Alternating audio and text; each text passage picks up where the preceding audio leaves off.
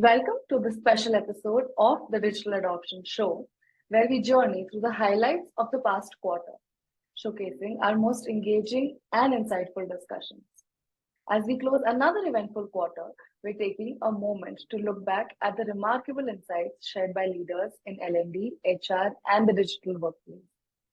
Today, we have curated content from our top 3 episodes, featuring dynamic conversations that have inspired our listeners and sparked change across industries. Join us as we delve into these enriching discussions, guided by distinguished hosts and their esteemed guests. In our first highlight, Arijit, Director of Sales at Whatfix, introduces to us Dr. Thomas Bloomer, the former Director of Knowledge Management at QAD. With a rich background in digital adoption, AI, and ML, Thomas shares his extensive experience in enhancing customer value and transformative power of digital adoption platforms in today's rapidly evolving tech landscape.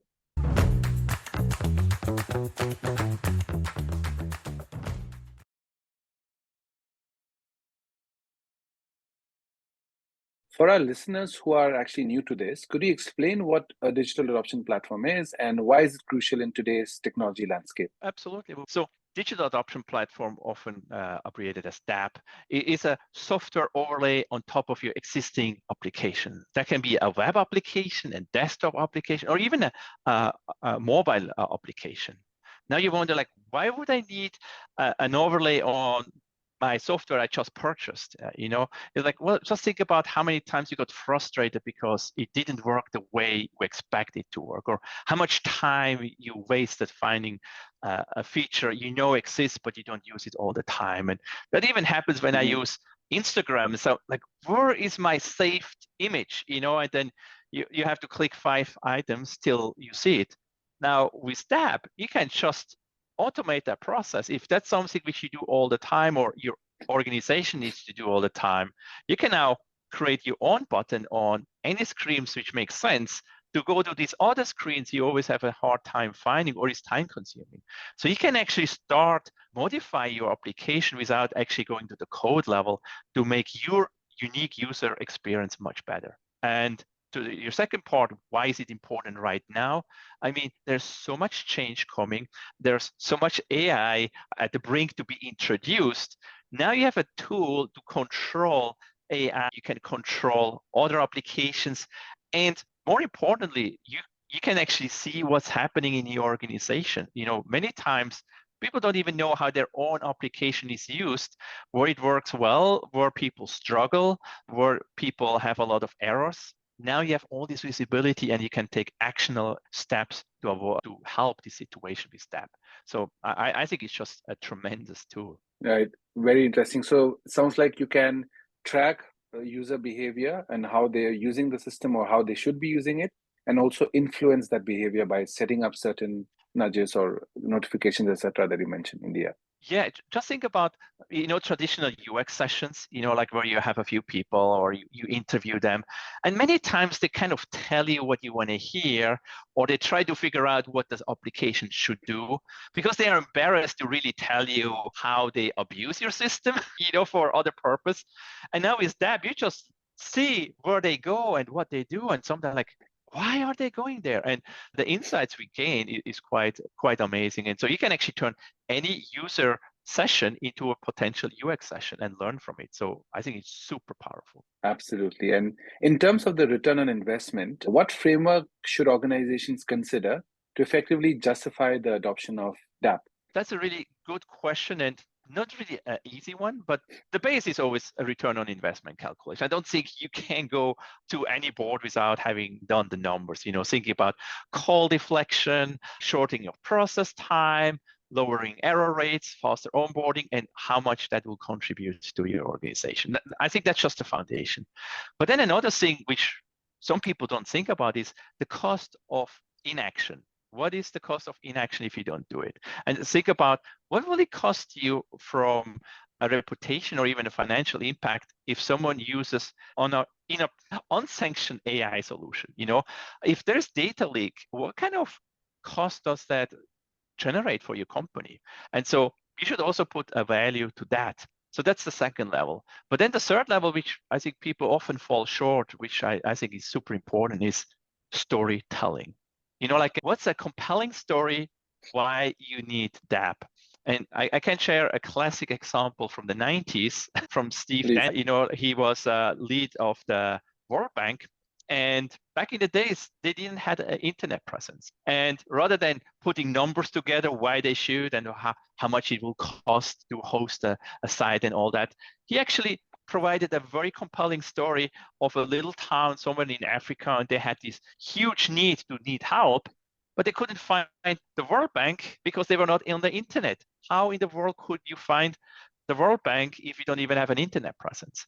And so what people should remember is like people forget numbers, but they remember stories. And if you have a really compelling stories, why DApp can really make a quantum leap in your organization, in addition to the ROI and the cost of inaction, I think then you have a really good package. So I would say put those three together, bundle them and present them, and you have a winning combination. That's actually nice, Thomas. So if I can paraphrase, you could say people buy with emotion, but justify it with numbers. Absolutely. I couldn't say better. So yes, absolutely, Arish. That's nice. I think the storytelling part, Thomas, is interesting because a lot of times we get deep into the numbers and what matters, but I think that part is missing a little bit, right? On the compelling reason for it eventually, why we need to have. Okay. And with your extensive experience in the software sector, what are the most significant shifts you have seen around DApp and people's perception of DApp? How does it differ from your own perception of it? Yeah, there's a whole spectrum of people when it comes to looking at DApp. On one side, you have people who have no idea what DApp is. And on the other side, you have experts like you and I who have a lot of ideas what you could do. And I think the important piece or the interesting piece are the people in the middle who may have a wrong understanding of DApp, who still think DApp is just instruction, step-by-step instructions. That's what DApp is. And I think that's where my perception changes really kicked in. So when we started, the biggest epiphany for me was the power of the data I suddenly have access to, to make meaningful changes and have meaningful discussion. Suddenly, I wasn't the guy on the receiving end in learning and development.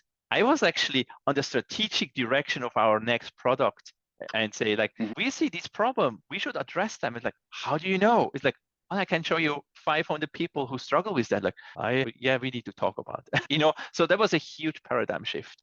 The other one is when you normally start optimizing a single website or a single page, and it's like, okay, we optimize, we have a help button here, or we connected 2 items there.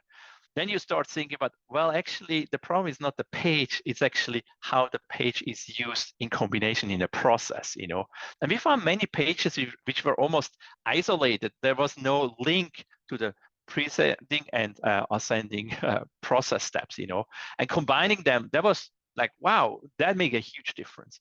But now with DApp 2023, it got so much bigger. Now you can have end-to-end processes across different systems. And if you follow any TQM or lean management philosophy, you know that a majority of work or time is actually spent in non-value activity. Many times wait time, it's just nothing does anything about it till the next thing happen. DApp historically focused on the activity which happened, but now you can manage even the inactivities and actually start comparing, like, why does this process take 3 weeks in Europe, but 5 weeks in the United States is the same process? And then you can actually start looking into that and improve it. So I think this is a huge paradigm change.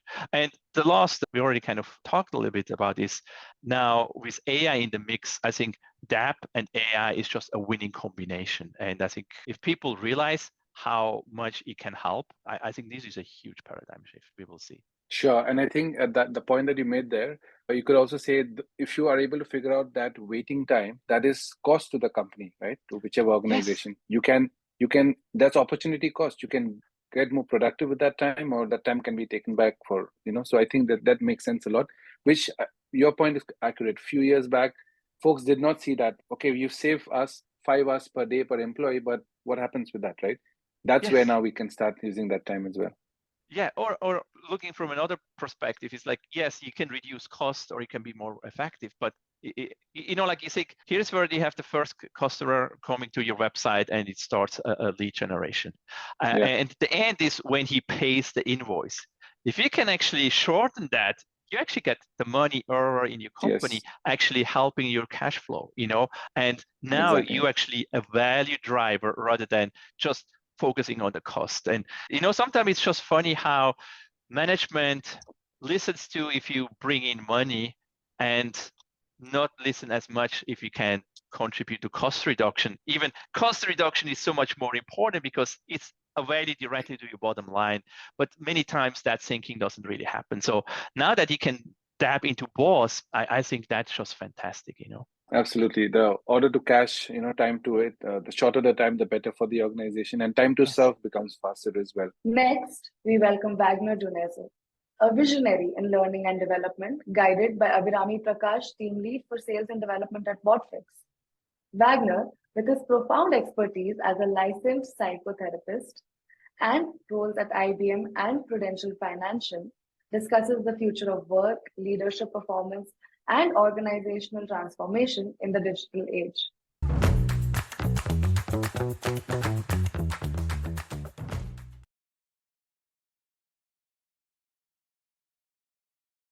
How do you think leadership teams have really evolved over the years? Are there certain fundamentals that have remained constant, or do you think there are new approaches that are proving successful in today's rapidly changing landscape? That's a question that has so many answers. I think each one of us has a different answer. But if you think about the essence of things, the other day I wrote on LinkedIn and I loved it. Actually, I liked it. It's like, find what's essential and become exceptional at being you. Never about being somebody else. So it starts there. Leadership is not something that you look around and find the recipe to become one. You have to combine your own values, your beliefs. I truly believe in this one. Beliefs, your beliefs about D&I, your beliefs in really human-centered leadership, your beliefs about collective well-being, your belief as a leader matters a lot. So the constant stays with the essence of becoming a leader.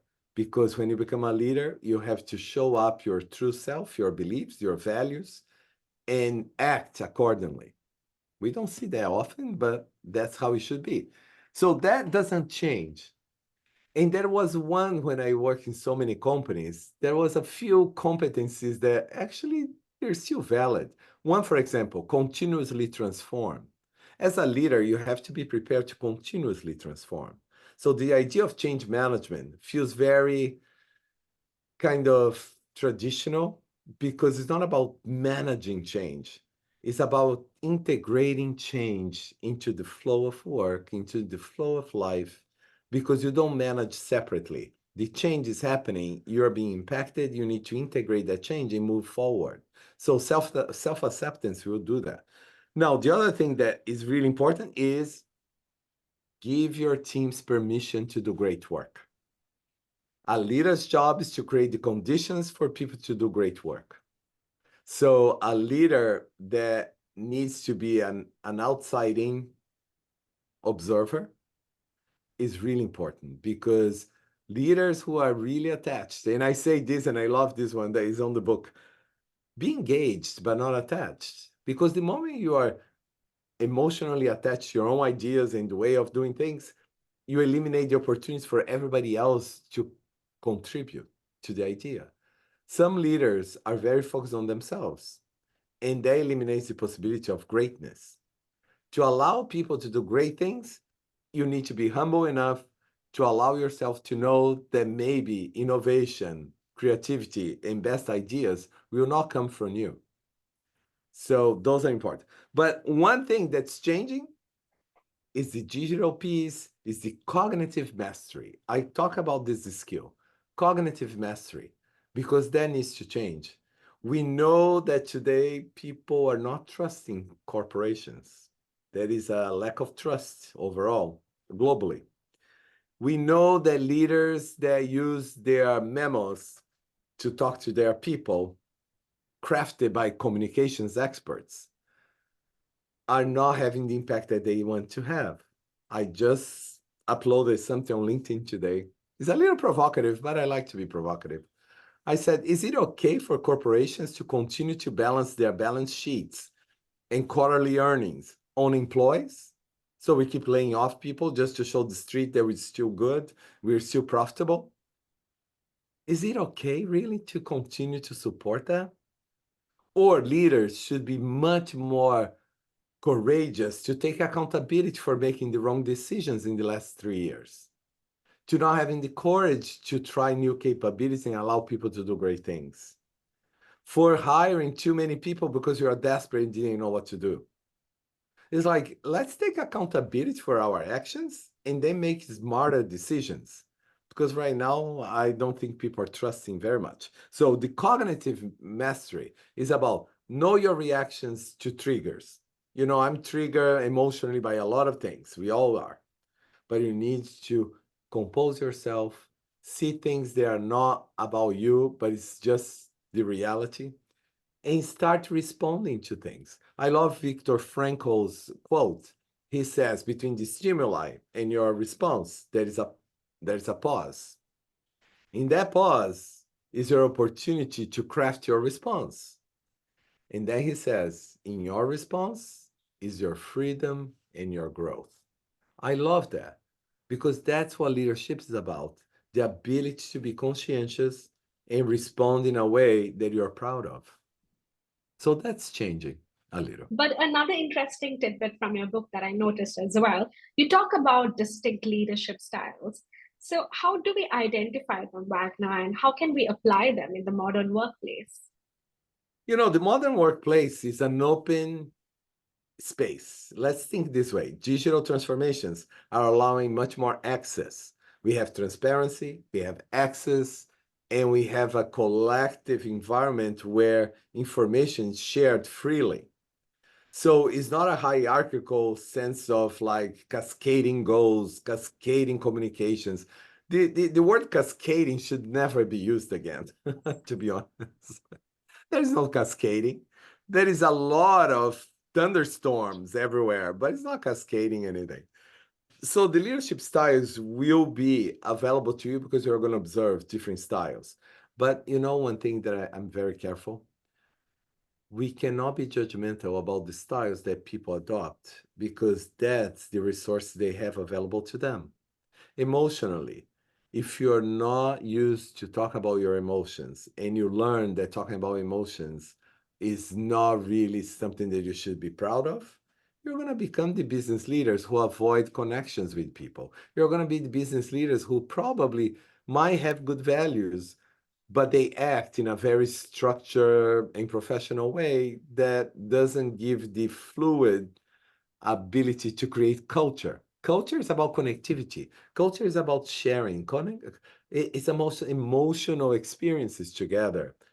So culture is something that we are not really well prepared. So you're going to identify different styles. There are some leaders, they are business leaders, and they know how to architect something for efficiency, effectiveness, and moving the business forward. That's great.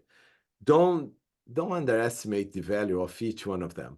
There are leaders who are very kind to their people, but they're only focused on themselves. You know, they're kind to their people, but in service of them moving up. So you're going to see a lot of leadership styles, but it's not about styles. What I want you to focus on is leadership essential expressions. When you see the expressions of consciousness, you know these leaders is taking in consideration the well-being of others.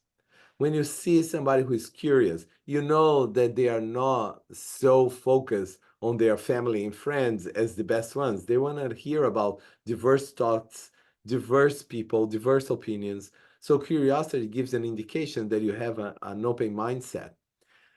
Encourage. Isn't it wonderful when you see a leader taking stand for your community or for people who are being oppressed? You know, so it's not about styles, but it's more about the expressions. When you see leadership expressions of courage, curiosity, or consciousness, you know you are seeing a leader who is striving to become the best what they can. Absolutely. I think one of the major takeaways is regardless of your intent, it really comes down to the expression at the end of the day. But for our enterprise audience here, do you think, Wagner, you could share the essential elements and principles that should really be included in a leader's framework for success in digital workplace? Oh, I love this question because I've been working with a lot of companies on this. And in fact, I'm creating the new manager experience profile because I think managers are critical and their role is shifting. And we are expecting of them much more than we used to expect. So we need to focus on managers. But beyond that, in leadership, the frameworks always have to account for vulnerability because actually the expression of consciousness is about your being accepting of yourself and sharing some things that are not comfortable.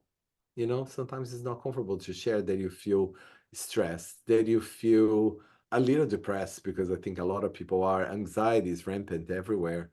So I think leaders need to have the ability to share, to connect with people. So for frameworks, use a lot of the idea of self-disclosure. Self-disclosure appropriately really gives leaders a leg up with their people.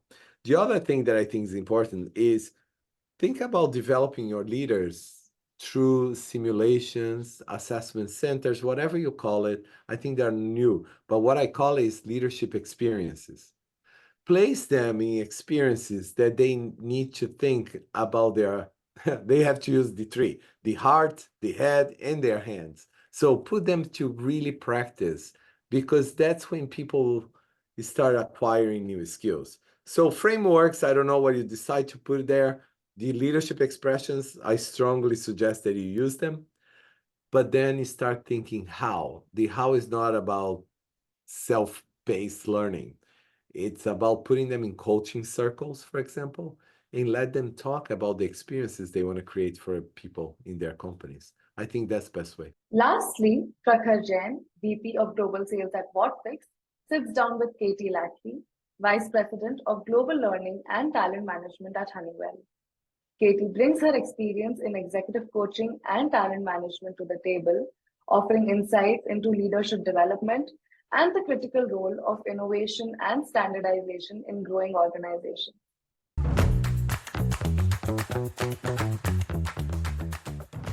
Moving on, to the topic itself, I think we are going to be covering a lot in our discussion today around polarities. And, of course, there are facets to it, but maybe why don't we just start, or, to familiarize our audience, let's just conceptualize the role of polarities in an organization in terms of decision making. And how do you see that in the current 2024 business landscape? There's so much going on around us. So maybe let's start with a quick introduction around it and what role does that play? Sure.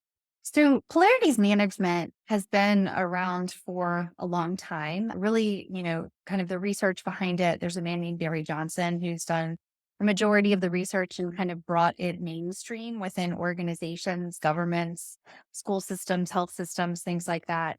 And for those that have never heard about polarities management before, the easiest way to really understand what it is we are typically taught, and the way that our brains work, we are taught around either or thinking. From an organization standpoint, I either need a decentralized group or I need a centralized group. Like, you can't have both, right? When it comes to personalities, I either like to be super active or I am going to be resting. Like, I can't actively rest, right? Like it's this kind of way of thinking that's very binary. It's either or, everything's either or. And the reality is, in the world today, again, the world, whether it be our countries, whether it be our governments, whether it be our businesses or organizations or school systems or healthcare systems, they're all systems. And in a system, not everything is either or thinking. It requires both and it requires leaders that are leading those organizations to actually be able to look across and understand the tensions at play that drive a business, or stall a business or, again, any system. And it's important for everyone to be able to see all sides. So in 2024, when I look at the business landscape, one of the key components about polarities is there's two seemingly opposite things that need each other over time to survive, right? So again, I'll just play on that centralization, decentralization. Decentralization works until it doesn't, and then everything centralizes and it feels like a pendulum swing, right? And that works until it doesn't, and then everyone swings back. So like in businesses, we're used to like this whiplash effect, right? It works until it doesn't, so we fix it and then we move on. Until it doesn't, so we fix it and then we move on. It's a tall tale that you're managing a polarity, you're not solving a problem. And in today's world, things are moving so fast that what's happening is businesses are feeling the whiplash on like a 3-month cycle or a 6-month cycle. Like kind of one is we can do this for 10 years and it'll be fine for 10 years until we fix it. And then it'll be a fine for another 5 years. Like it's just the pendulum swing has become much more aggressive and a lot faster. So it means that as leaders, we have to govern and think differently about how we do it. And that's where polarities really come into play. I think very well put, Kitty. I can think of an example of our world and where, in the startup, while we are growing, there are also, consistent needs for processes that can scale. So the decentralization versus centralization example that you give is exactly the kind of situation we find ourselves in, because we need to stay agile and nimble at the same time, because that's what a startup's foundation is built on. But at the same time, you need some level of centralization as well. So I think it's the right balance of, I don't want to call it short term and long term, but it's like I think you put it better, that it's the right balance of looking at it in the realm of what can do to a point and then solve it for the next phase and then go on from there, finding that right balance. 100%. And, short and long term, like that's a polarity. And, the same when you think about startups or you think about large organizations, it's this tension between innovation and standardization, right? Like, no, I need to go do, and I'm going to test and try. And then you have to standardize it because you got to make it efficient. You got to and you need both, right? Everyone needs both. So it does require us all working together, being more aware that both are good. It's not either or, not one's not better than the other. Like both of them are important. Both of them are valued. And when we can start to think with that both and mindset, we make better decisions as leaders. No, absolutely. I think just with your experience, our audience would love to know, Katie, if you could describe some complex real world scenarios where you have seen traditional decision makings falling short and then managing polarities, giving a much better solution. Yeah, I mean, I think I see this all the time. And I'm not going to lie, as a practitioner of this work and trying to live and breathe it for over a decade of my life, like it's hard. It's hard. It's complicated. One of the first things I'll just say as a tip, though, is it's appreciating the complexity. When you can actually just realize that things are complicated, that there's multiple ways to solve something, and that your idea is a idea, not the idea, like that's like the easiest place to start. Now, again, all of that's very hard. We all like being right. We all like being smart. We like being the best. We like our ideas to, get the traction, but there's an appreciation to that. One of the places that I see it fail most often in business is actually around organizational design as well as leadership succession. And so again, I kind of mentioned that decentralization, centralization. It's a simple way for us to think about things. But what we'll do is in business, we will set up an organizational structure. That structure supports one side of a pole, right? One side of that two-dimensional like polarity. And we'll put all of our energy into it. And we'll move everything to kind of quote unquote fix the problem. Which again, if we're not navigating both sides of the polarity and we're not driving an organizational design that looks at both sides and realizes how can you be centrally decentralized in this model, that's where we fail. We'll centralize everything. And then all of a sudden, Prakhar, you're the leader. Yes, you centralize everything. you're amazing at that. And then you go and get promoted and things start to unwind and it's like, oh, it's the leader. And it's like, and then we change a different leader and then we centralize everything. And so it's this tension between decision around navigating polarities that we didn't do a very good job setting up like infrastructures or structure properly, which again is complicated and hard. I'm not saying it's easy, but then we also put leaders in situations where like, and again, selfishly, I've run small businesses. I've run massive organizations inside Fortune, 500 companies. I love to build. I'm a creator, so put me in that role, put me in, coach, run, maintain, sustain. That's a little harder for me, but I know that about myself. And so I work hard to run, maintain, sustain while building at all times. And you have a much more sustainable organization. And again, I think we don't have enough focus on polarities management in mainstream kind of business today.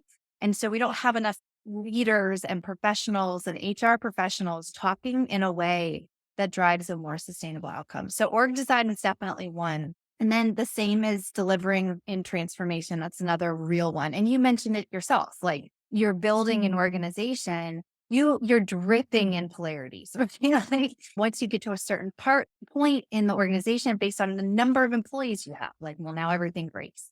Well, that's growth, right? And so how do you maneuver that? How do you change that? How do you sustain the culture and feed the appetite while building a sustainable ground? Like you have to invite other skill sets to the table. You have to invite other practices to the table, which again can feel from a human perspective intrusive, but it's not. It's the beauty of diversity. It's the beauty of how all of this works. And true, I think, polarities management around delivering transformation, you've got to have the short wins while you hold the long-term strategy. And then as leaders, we have to be able to realize that if we're talking to people that prefer the short-term wins, it's like, hold your long-term strategy. You have to have that, but maybe you don't talk about it as much. Talk about your short wins. And then when you go to the next meeting and you have the person who's like, where's the strategy? It's all mapped out. You're like, here it is. This is everything on a piece of paper. And then they're like, great. And then you're if you don't have the short-term wins, though, you're not driving that strategy. So again, it requires a different way of operating as a leader and as a professional. As we conclude this special recap episode, we hope it has fueled insightful reflections on change, continuous learning, and the benefits of digital adoption platforms. Thank you for joining us on this journey. Remember, you can find the Digital Adoption Show on platforms like Apple Podcasts, Spotify, Google Podcasts, YouTube, and much more. Subscribe to stay updated with our latest discussions. Tune in anytime, anywhere.